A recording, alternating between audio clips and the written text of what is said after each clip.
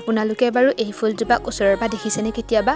এইজোপাক আমি বৰকপৌ বুলি কওঁ। ইয়াৰ যদিও কিবা বেলেগ নাম আছে, মই পিছে নাজানো। আপোনালোকে জানিলে কমেণ্টত জনাবচোন। আমি যে বৰকপৌ বুলিয়ে কওঁ। আৰু এয়া দেখিছেনে ধুনীয়াকৈ ফুলি আছে, বৰষুণৰ পানী পৰি পিছে তিতিও আছে। এয়া হেনো পাহাৰত ধুনীয়াকৈ ফুলি থাকে। তাৰে পৰা দেউতাই আনি আমাৰ কঁঠাল গছজোপাতে ৰুই দিছিল আগৰ ফালে, আৰু এতিয়া ধুনীয়াকৈ ফুলি আছে। আৰু এইফালে দেখুৱাইছোঁ আমাৰ এৰী পলুখিনি। কেইদিনমানৰ আগত এটা ভিডিঅ'ত দেখুৱাইছিলোঁ নহয়, পলুখিনি কিমান যে সৰু সৰু হৈ আছিল। বৰ্তমান এইকেইটা দিনত পাত খাই খাই ইমানখিনি ডাঙৰ হৈ গ'ল। আৰু এতিয়া ইহঁতে খুবেই পাত খায়। বহুত পাতৰ যোগান ধৰি থাকিব লাগে। আৰু এতিয়া মই এয়া পলুখিনি বাচি আছোঁ মানে কৈছোঁ যে খুব পাত খায় বুলি। পাতখিনি খাই ঠাৰিখিনি লঠঙা কৰি কৰি এনেকৈ ঠাৰিখিনি ওলমি থাকে।